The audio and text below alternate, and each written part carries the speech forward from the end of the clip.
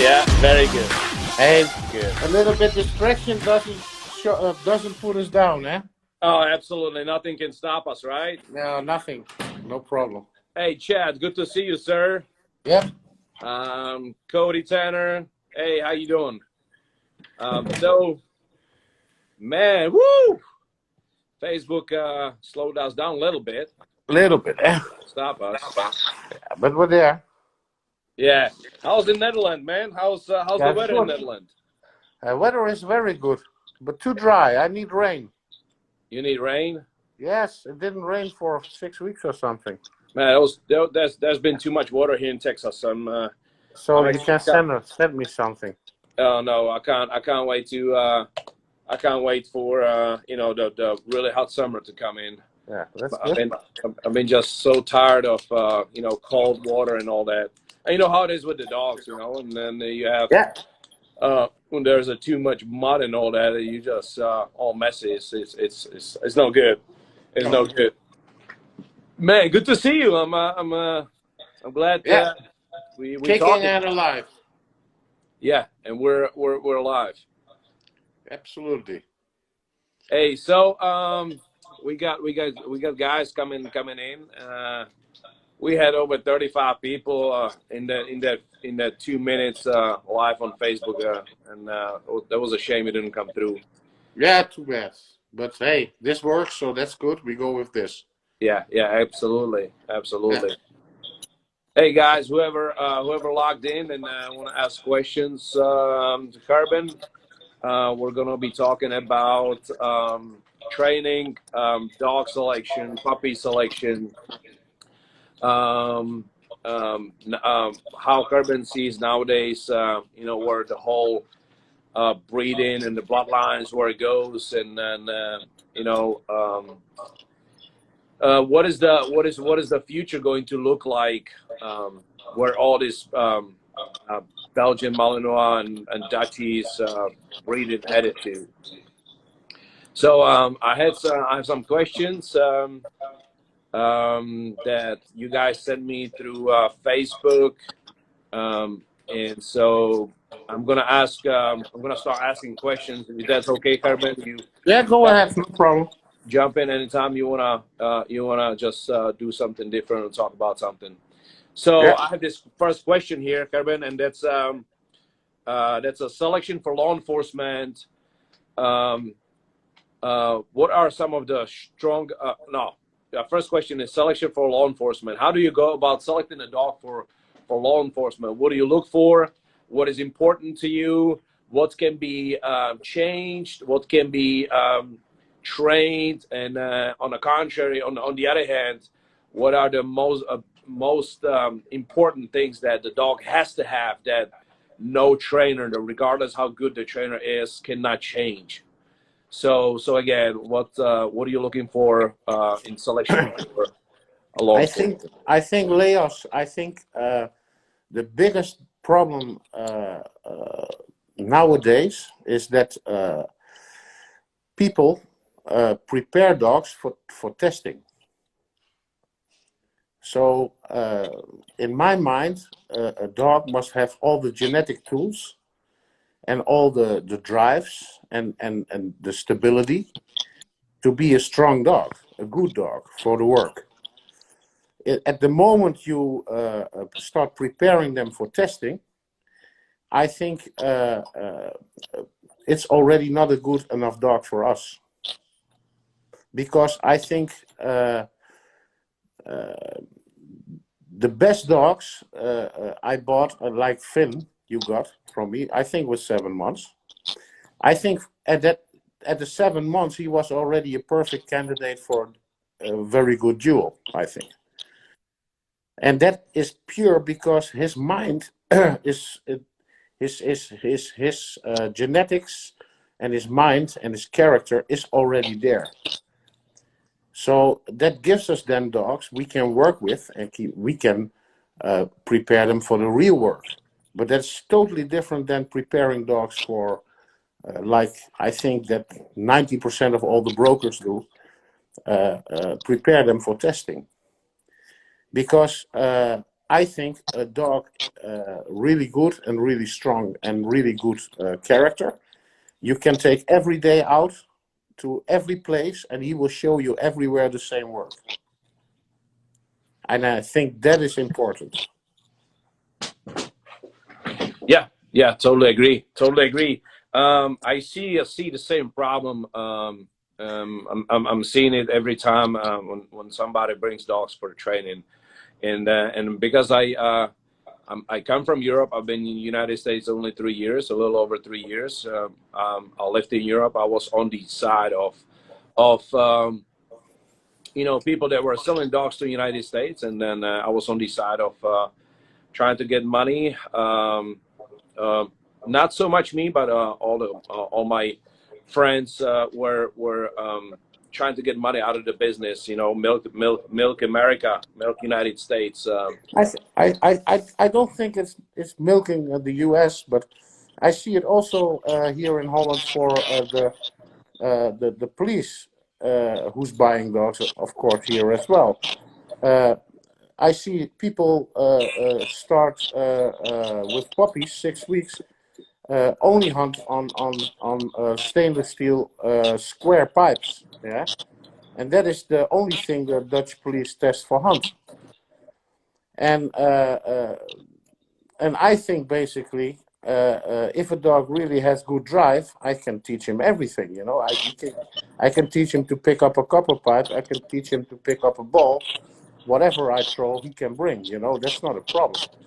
But I see them specifically only throwing that object. So people, even in KNPV, are preparing already for testing. And I think that must go totally out of our system. If we want to make really, really good dogs, and not, I don't say dogs for business, but really good dogs, what you like, what I like, what we can work with, then if I decide one day to go out and just play only ball with him, and he only knows a copper pipe, you understand what I'm saying? In the brain, it must be good. That's important. He must be open. Yeah. He must be easy accessed and trainable. And that is the biggest problem. I think there is in the old days they were not preparing for testing. I think they just simply were busy making really strong dogs. And not by training, but also by breeding, and that is also the case. I think it starts already with It starts already with selecting the mother and the father of the litter. And that's actually another question here, Gerben. That comes from. One of the guys that are actually here right now watching you. What are some of the what are the traits you look for in a stud and a female? Also John Hunt, who has a Ashi, is asking what do you look? Same thing. What do you look for in a female and a male before the breeding, so you get good strong dog with clear head? What I look for is I want to see a dog who is very open in his mind, in the work, but also outside the work. I think outside the work is even for breeding females much more important, because if he's very open in his mind, if he's the environmentals are very, very good, that's one thing I don't have to have a problem then anymore with, because I don't think the dogs in general lack drive. I don't think that. I think in general they don't lack good biting in general. But I think in general, what really puts us down is that environmental, the dogs are not strong enough. So genetically, is super important because I give you a small example. I raised a litter here at my farm I'm now living. You know, before this I lived in the city, so it's a little bit more easy. The dogs see much more. But this litter, 2 months ago, I decided to take my female to the city here and to the train station and just give her a walk. And she never saw a train, and she never was in the city. She only was here at the farm. And came out of the car, super nice temperament, tail up all the time, want to greet people. Train station, didn't care if people came up, if people walked down, if the stairs, I walk her one time up, one time down, ready. And that is what I want to see. Open, I mean, that they can quickly learn. Like you do the stairs one time, the second time they already know. Yeah. And the other way, environmentally, they must be so steady in the head that it doesn't bother them. They don't see fear or danger. A good example also, I think, with Finn. The first time I took him upstairs and on a very high grounds in the soccer stadium, and he never saw that before. He wants to jump over. It's 12 meters down. Yeah, so I'm fucking happy I had him on a leash. So, and that is a kind of outgoing character I think a really good, strong dog really needs. And that, I think, must be there in the male and also in the female. Yeah, I totally agree. I must say that, I have a Finn from you. Finn is definitely one, or if not the best dog I've ever had. And I had quite a few dogs. And yes, environmental resilience it's absolutely crucial. That's when people don't realize that, but you can have a dog that's really really tough biter on a suit in a training, but when the real situation comes and a lot of things change, that's the environmentals that make him actually a lesser biter, a lesser fighter, because all of a sudden he is busy, Aware. worried, occupied with all the things that happen around him. So he is half of the percent of biter that you see in a regular training, in a club where he's an absolute beast. But then in reality, it's not actually the issue with bite equipment, that a lot of people say, well, he's only equipment oriented, that's why he didn't engage. But a lot of times is that the dog is so frustrated from a new place that it just doesn't click. Yeah, but and the question I think, Leos, was that selecting, eh? But Yes. the real selection begins much further before, because I think that in general people select on dogs they really like, they see in real life, and they say, oh fuck, this is a nice dog. But I think if you really want to breed very good and consistent and a good amount of dogs in a litter really good, then it's not the question, this is a really good dog. No, it must come from a really good litter. So brothers, sisters must be really good. I think that is the selection I make. If I buy a super nice female, and I did many, and I know this is the only female I saw from this litter is really good, yeah, I sell it, because for sure it will never bring a full litter of nice puppy, because it's just one.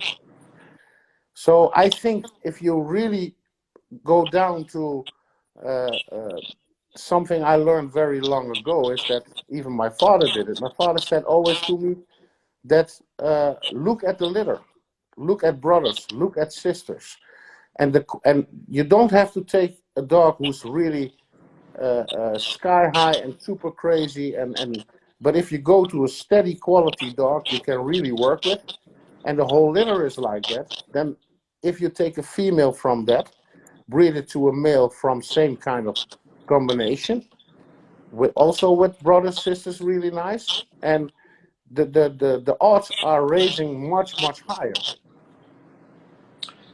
Yeah. Totally agree. I must say that this is one of the things that you told me many years ago. To see the entire litter, not only that one dog that you're looking at right now, but the whole litter. I've used that advice many times and it always paid off. Hey, Sheldon. Sheldon here, my partner. Yeah. Just got here. All right. Yeah. Absolutely agree. It's very good advice to look at the whole litter, especially when you're looking for the breeding. Yeah. Plus, I think also important, Leos, is that you really must study lines. Really must know what, because every line has pluses and minuses. Yeah. And really must look down into the line, see many dogs from that bloodline, and then make a decision from, hey, this is this type of dog, and maybe I can use it perfectly this time in my litter, but maybe not now, but maybe in the future. So it's very important to see what other people doing. I think that many people are quite blindfolded. They only love this bloodline, or love this bloodline, or love this bloodline. Only train dogs with that. Only buy dogs from that. And I think the combination of bloodlines, if you're very clever and really know all ins and outs, I think maybe a male you think you're not going to use this year or next year, but maybe in 5 or 6 years can be super valuable for you. Hey, Gerben, let me ask you a question. So we have some more questions from Adam. Yeah, go ahead, no problem. Adam and other guys, but this is something I want to throw out there. What do you think about the nowadays kind of standard, or it's becoming very popular that all the people are extremely focused on a prey drive of the dog. By the way, one of the questions was the difference between prey drive, hunt drive, and fight drive. We'll get to that later. But so nowadays everybody is extremely driven and obsessed with huge strong prey drive, right? They want to see the possessiveness and the prey drive, and I think it's a difference between. And so just let me finish that thought. Is what I'm really start missing on those dogs is a natural aggression. So in other words, you have a dog that is destroying balls, destroying sleeves, destroying any kind of equipment. But when you bring him to a regular situation, or even a regular human comes, you back tie the dog to a fence, you come at the dog, and then the dog just doesn't know what to do, wants to run away, it doesn't have that natural, hey, back off, motherfucker, I'm gonna whoop your ass. Those dogs I was really used to when I was growing up, to these dogs. And basically, when you left a dog by back tied, anywhere, there was nobody could come close to the dogs. And nowadays, you take the dog, you have a ball, you give the dog a ball, and you take him back home with you. It's almost like you have to have one real dog to make sure that nobody steals another 5 of your dogs that are super strong on a prey drive.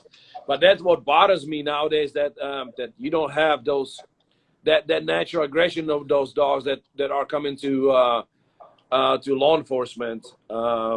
And in general, even in children's IPOs and all these sports nowadays, that people are coming to that playful obedience and everything. Don't get me wrong, teaching that is absolutely, it has its own place in the entire process. But I'm still kind of lacking those dogs that if you smack him, he's gonna look at you and say, you get away once, you do it twice, I'm gonna Yeah. whoop your ass. Yeah, I think I have I have something for that question. I think what people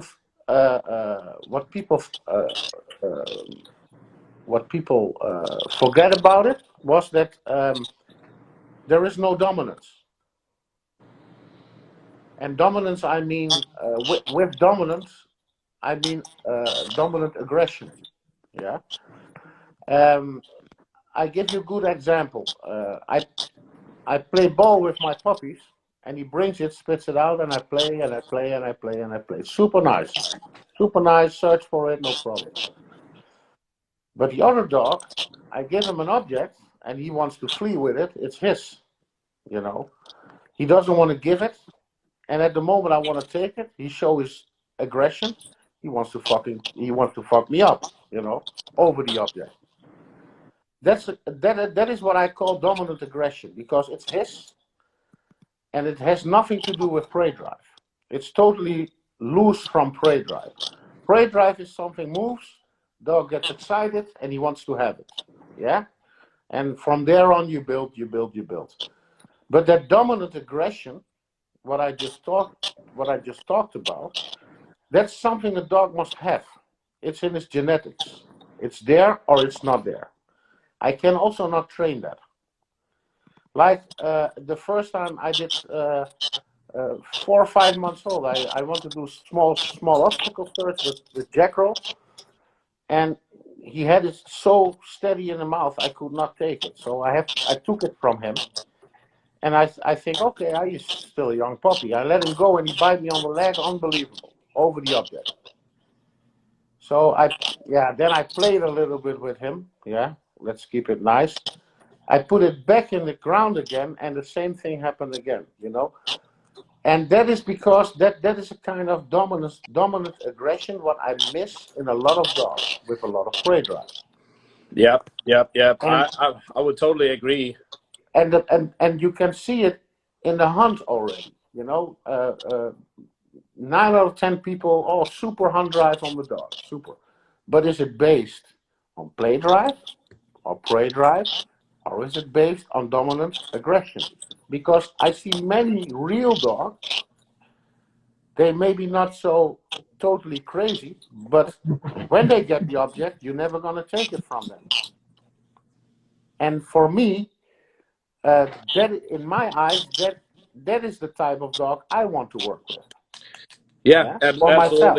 We just have Sheldon texting here that Sheldon start working with me even in suit and all that. And I'm gonna just throw it in there. Sheldon has been 14 years with Special Forces. He's a top dude, and he's getting in the suit with me, so he just said the same thing. You know, if you have a dog that's a prey drive and you start messing around with the dog, he just said that there's a huge difference between dog that has a dominant aggression and who has a prey drive, who is a strongly prey driven dog. He said that you can feel the difference in the suit. Oh, sure. And that's sure. I would also say that aggression is important in many other things. It's also important in I don't know, guys, if you realize it, but aggression, dominant aggression, is important in regular stuff like narcotics, like detection. It's important in obedience. It's important in a regular, even like tracking. Where does it come in? Probably many of you are thinking, what is this guy talking about? Well, I'll explain it to you. Dominant aggression is a feature when something or if you are doing something and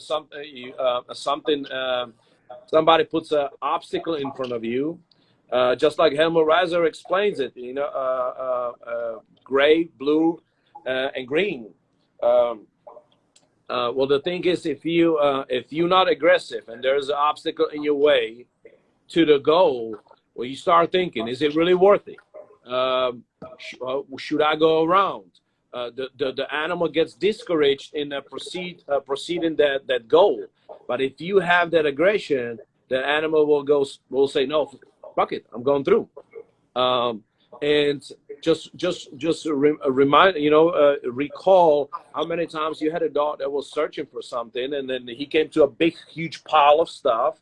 And dogs that don't have enough aggression in them, they start walking around it. The dog that has aggression in him will just go straight through the pile and find it. So natural aggression, in my opinion, is very important to have in those dogs. And it's very important for handlers to understand how important it is in every other field than just the bite work. I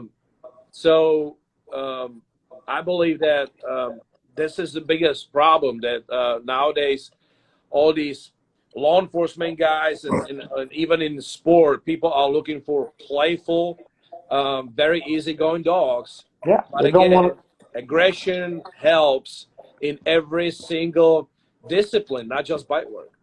Yeah, but I think that nine out of 10 people go for the easy way, Leos. If you have a prey drive dog and has a nice grip and he is super nice hunt, for sure will never give any first-time handler a problem. You understand where I'm going? Oh, absolutely. Yeah. Except the problem that the dog lacks drive, Yeah, for sure. But if you're really going into the real stuff, and the real stuff is what we really want, yeah, then you must have that dominant aggression.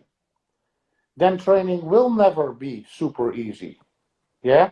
But the dog also show that he's an ass on the street, and that is what we want to see. If he show in training that he can be an ass, yeah, then for sure on the street he will show that he's an ass. Yep, Yeah, yep, and that absolutely. is that is the thing. But still, we must not be stupid, because you must still be controlled. But even with you and I, you know a little bit now how Jacko is. I told you he's not that angry, yeah. But he hates strangers. He simply hates them.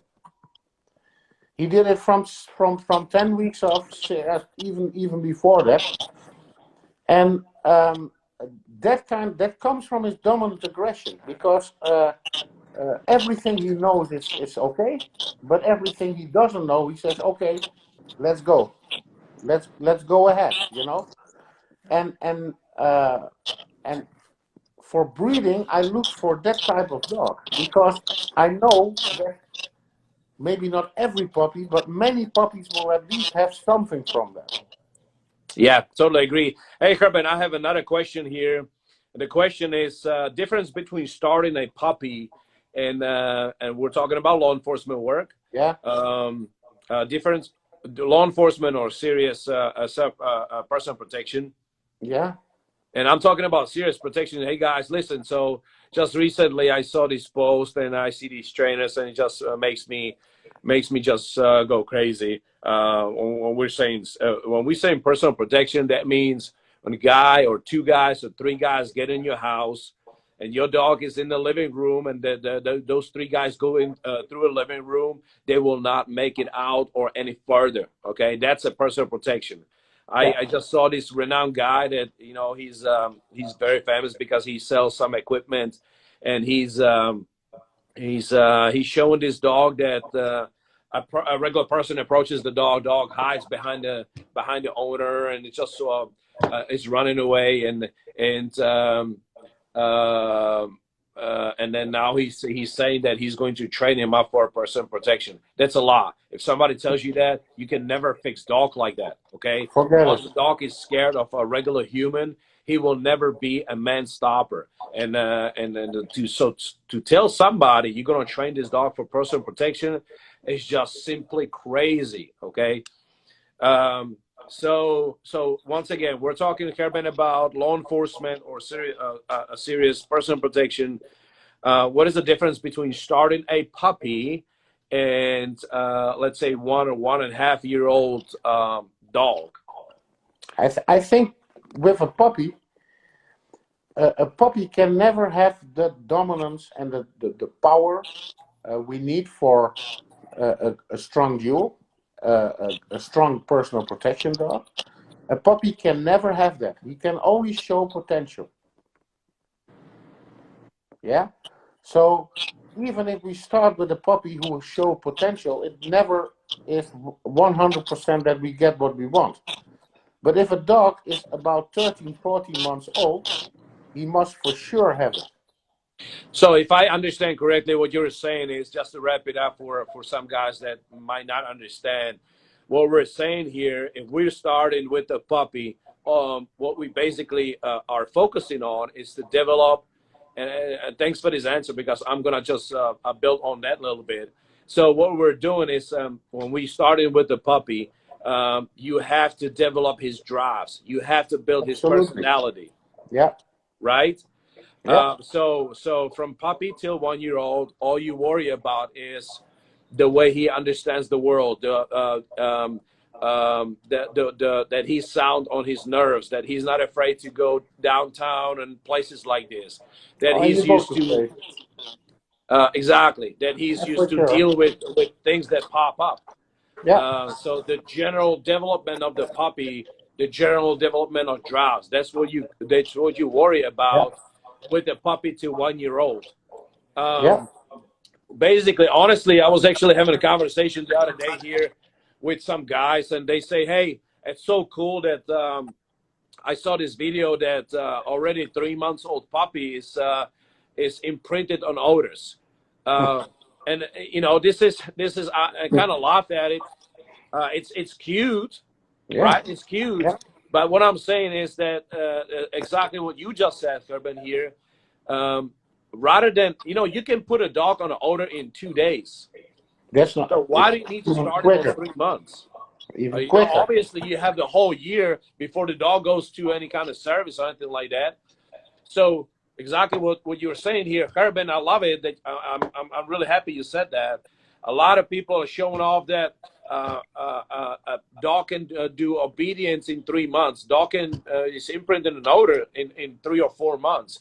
But is the puppy really developed? Is he very confident in regular life situations? Is he really confident in dealing with any kind of stress that's put in front of him? That's the most. That's the biggest. The biggest problem is distractions.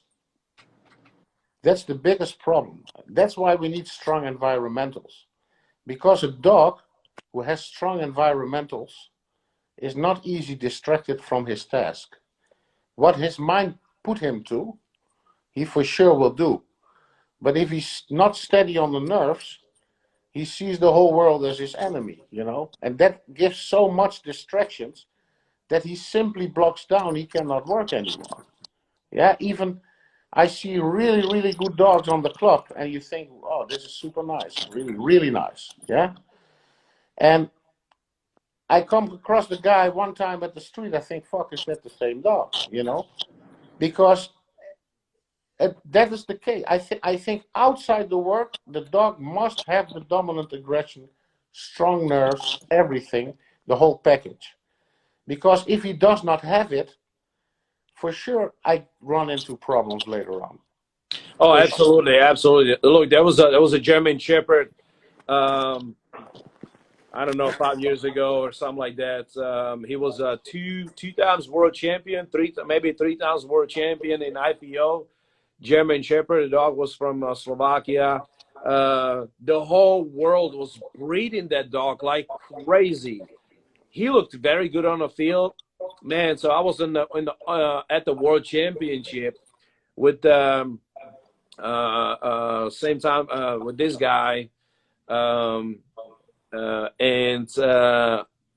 so between those 2 days of a competition, we walked down the street in the downtown. This guy actually has this dog walking him through the street. The dog comes to a freaking stop sign, looks at the stop sign, and got tail in between the legs and jerked back so strongly that he almost dislocated his shoulder. All right, so and everybody believed that. Yeah, Gabi. Yeah, that's exactly the dog. Exactly. Yeah, that's him. And so I'm looking at it, and until then, the dog was a champion to me. Okay, it was Yeah, a for sure. nice, beautiful, strong dog. Yeah. When I saw him freaked out like this out of from a stop sign, I was like, "Come on, guys, really?" So So I guess what I'm trying to say is that people need to be careful about breeding these champions, and always you know, go see those dogs for themselves. And just like you said it many times today, the environmentals and the life in the regular life out there is way more important than anything else. Absolutely. I think it's the biggest. For me, it is the biggest. Because I simply don't come across a lot of dogs who don't have the drive. Yeah? The drives we really need for the work. I simply don't come across dogs I cannot teach biting good enough. Yeah? But I do come across a lot of dogs that have shit nerves. Yeah, so I go test and okay, yeah, on drive is there, biting is there. And then I take him in a different place where he was never before. I think, fuck, he breaks down completely, you know? And there, that is for me the biggest deal breaker. Yeah, if the hunt drive can be a little bit more and he's super biter and his environmental nerves are really good, it gives me something to work with. But if the nerve's not good, you can simply not fix it. It's not trainable. Every dog, you can get him a little bit better, but never at the level it's required. And you know, it's funny you say that. So I have a dog in my kennel right now. The dog is extremely, guys. The dog is extremely strong on prey drive. When I'm saying extremely, I mean he can destroy a Kong in little. You cannot take it away.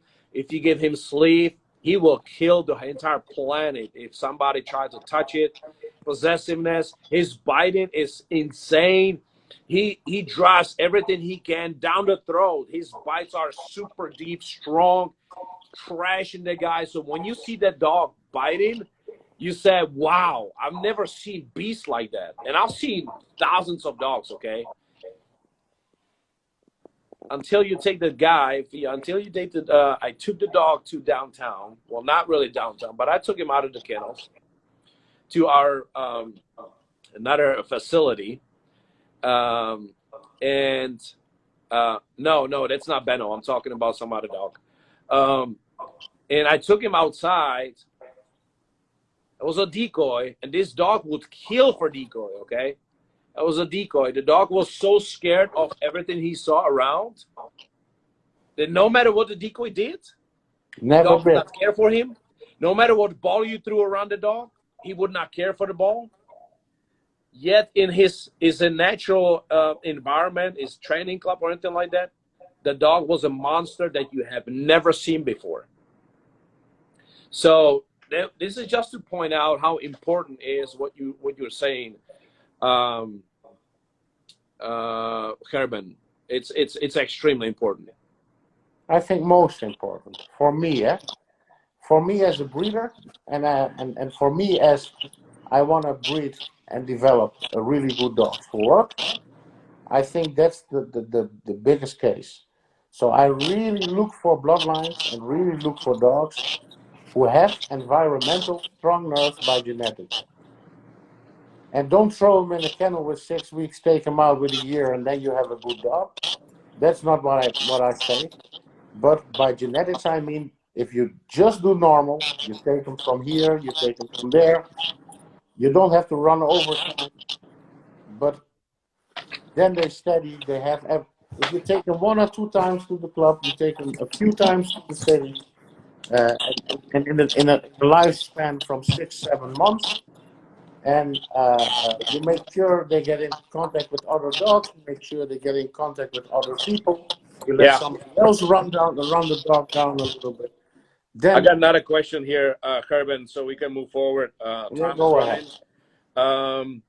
So there was another question. Somebody was asking, "Hey Dan to Great Britain, greetings, brother. Good to see you here." Anubis, Canine, absolutely agree. Yeah, you're absolutely right. So here's the question.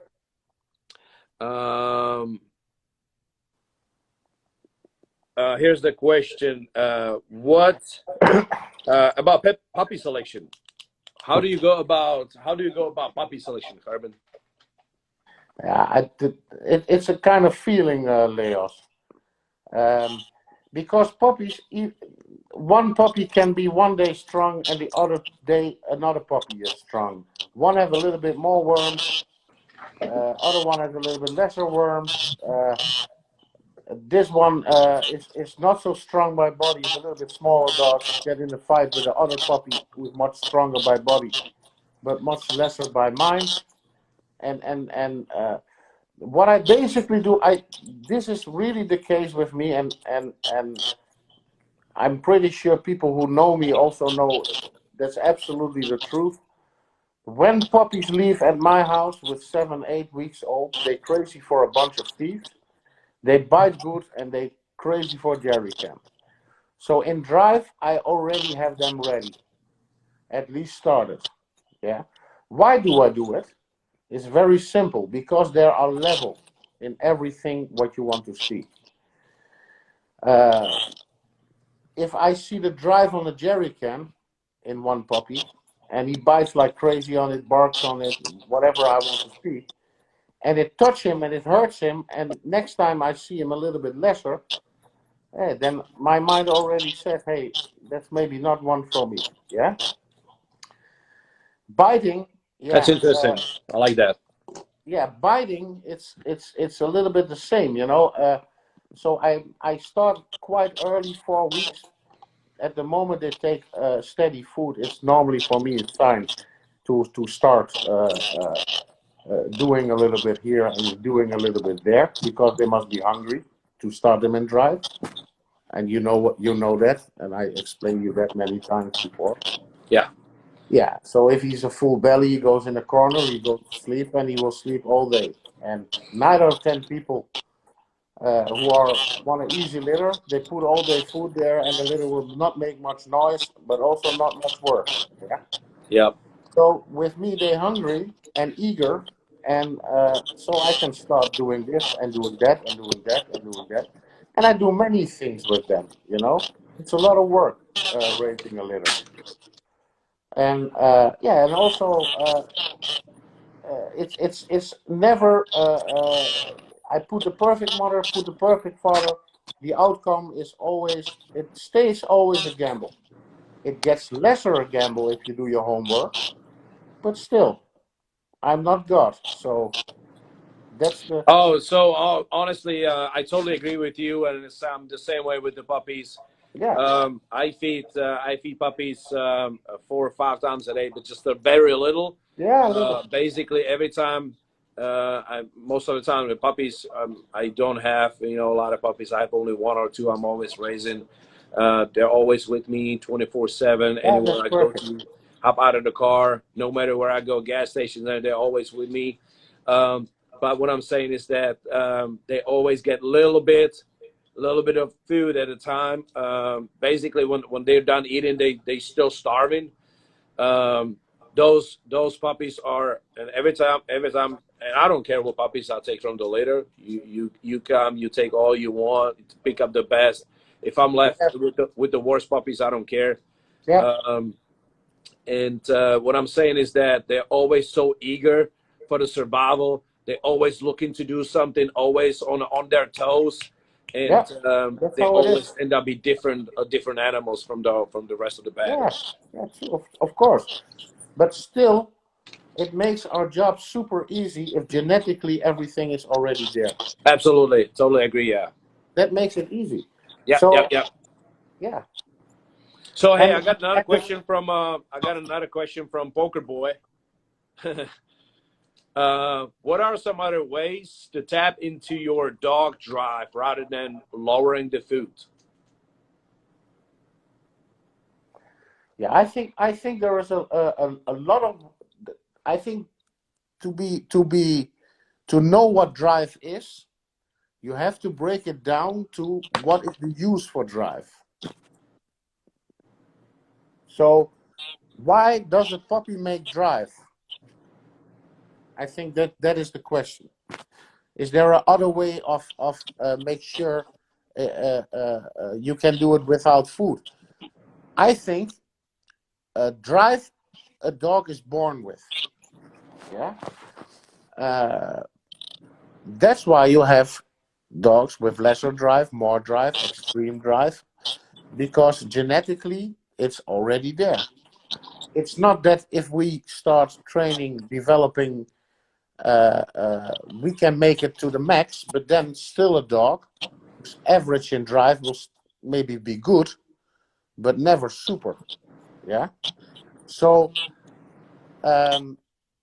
food is for me a tool, and it's the only tool to start with a really young puppy, because the lack of food makes him come into drive, because that triggers him to do something. And to do something, I can introduce objects to him.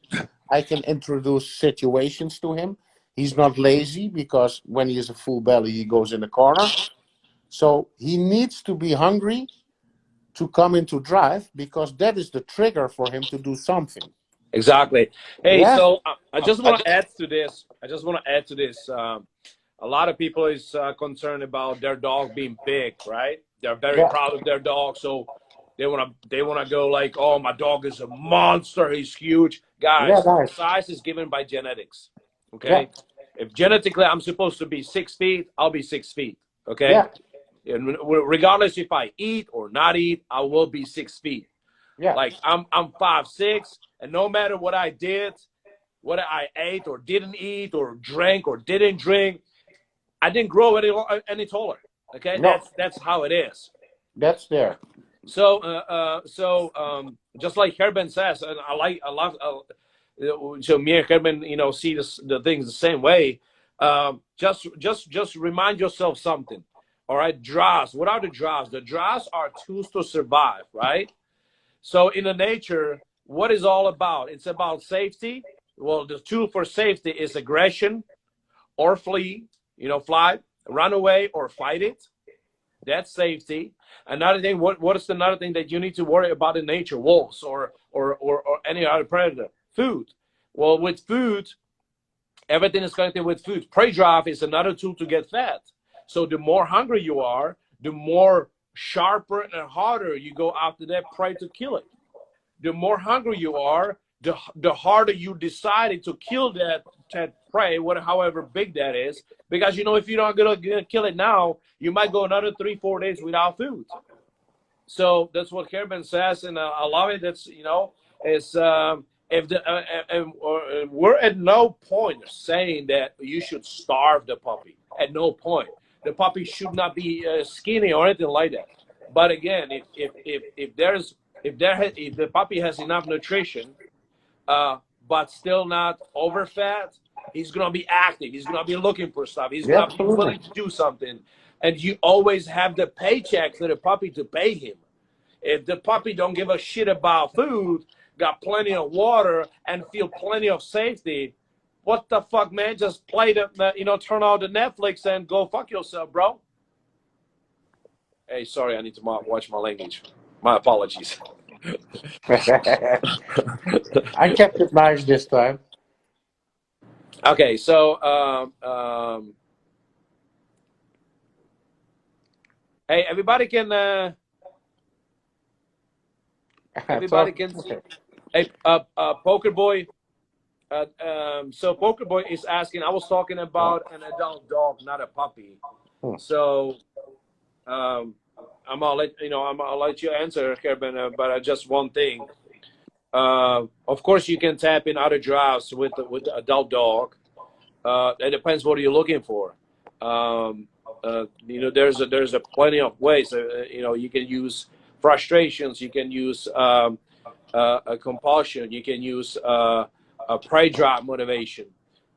There's many ways how to work with the dog, but it should always be a complex of many different tools and many activation of many different drives. Because so look, if you're trying to explain dog something and use a prey drive is a tool for hunt, kill, hunt down and kill. that's a war mode. So if you're using prey drive to explain dog something and he's in a war mode, how much is he going to pay attention? It's just like me trying to explain something to a human, and start boxing in between that, or take him to a Super Bowl and try to explain him mathematics in the middle of the Super Bowl. The motivation is just so strong to that other stuff that you don't really listen to that pup. So when using food, he's interested in the food. So you have a certain level of motivation, but it's not over the top. So everything has its own phases. You do something little with the food, and you do then when it's in explained and introduced, then you got up that in motivation to a prey drive. Unless you're old school and you do everything by compulsion, which has its own positives but a lot of negatives too. But yeah, man. Sorry, Gerben, jump in. Tell them, what do you think about that? I think everything has to go for one thing, and that is create the right mindset in your dog for the exercise you want him to do. So then the first thing what you must know is you must know your dog. You must know his behavior. You must know what he's made of. You must know where his triggers will be. Yeah. So if you give me a dog, here you have it. Make drive on the dog. I have it just in my hands, and I say, yeah, what? Yeah, I can do what Leo says. I can play a little bit around. I can try to get him into prey drive. I can do all those kinds of things in training. That's not a problem. But the thing is, if you really want to improve something, you must know where your dog is made of. What is his character? What triggers him? And this is what I normally look at. Before I even start training, I already look at this dog is made of this. This triggers him. Here, he showed drive even without me doing anything. I can make that stronger and make it better because he showed it me out of drive. So it's really, how can I say, if I have a dog for 1 or 2 days in my kennel and I walked him a few times, I worked him a little bit, then I decide, oh, you're made of this, you're like this, you're like this, you're like this, you're like this. And of course, I have a big advantage that my father was in dogs. I lived dogs all my life.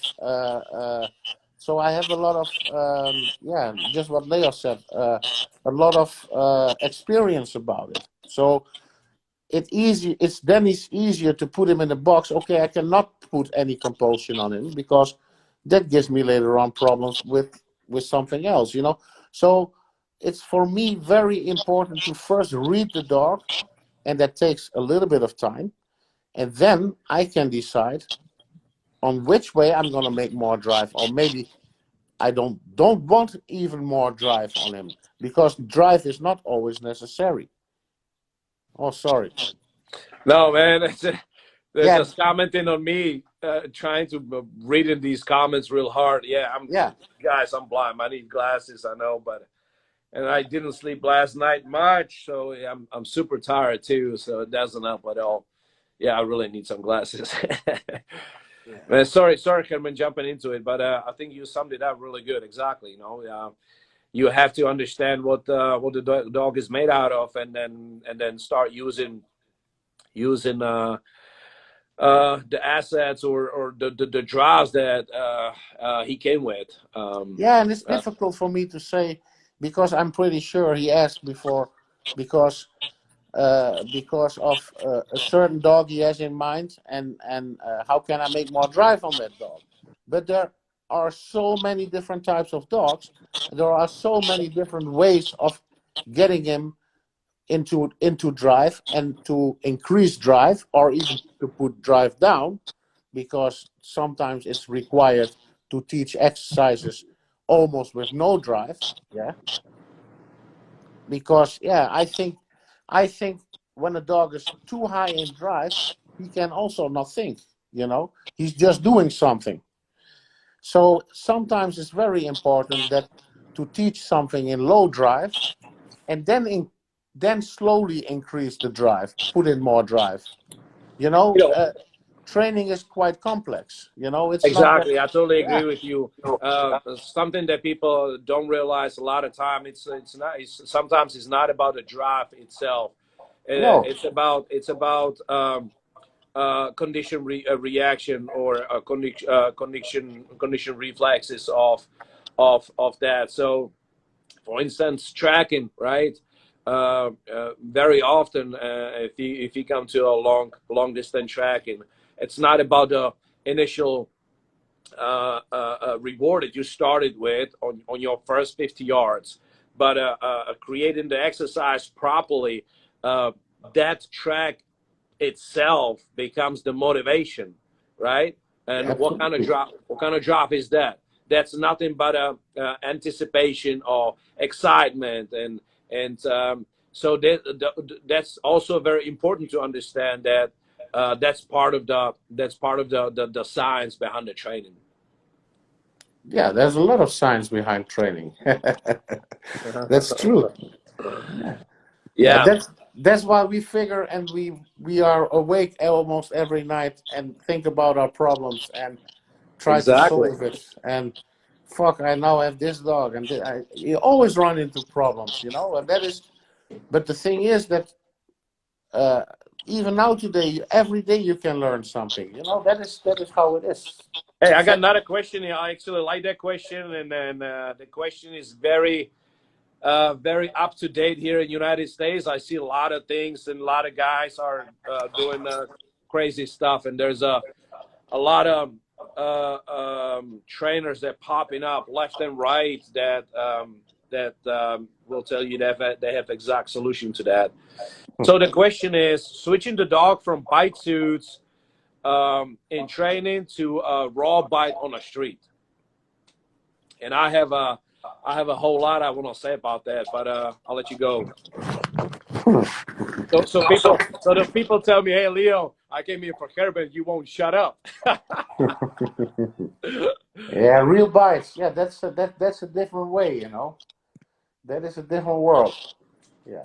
I think to be honest to you, if you have a dominant aggressive dog, he is never equipment orientated. And how can I say, and my strong belief in that is that, and I know for sure that is true. Yeah. Take any dog I trained, take any dog I worked, and of course we have a sporty dog on the club, and he will not bite a Sybil for sure. But the dominant aggressive dogs don't need much to bite for real. Absolutely. Hey, Gerben, it's actually exactly the same thing I believe. And I just want to elaborate on that a little bit. We have only 1 minute and 16 seconds left for this session. So this is how I see it, and same thing with scenarios and all that. You have to see what the real drives are, what the real reason behind the dog biting is. If you have pure prey drive, basically you can almost say like a toy-driven dog. We're really talking about prey drive. The biggest problem with training here in the United States, a lot of decoys, is that they see and they go and study guys from KNPV.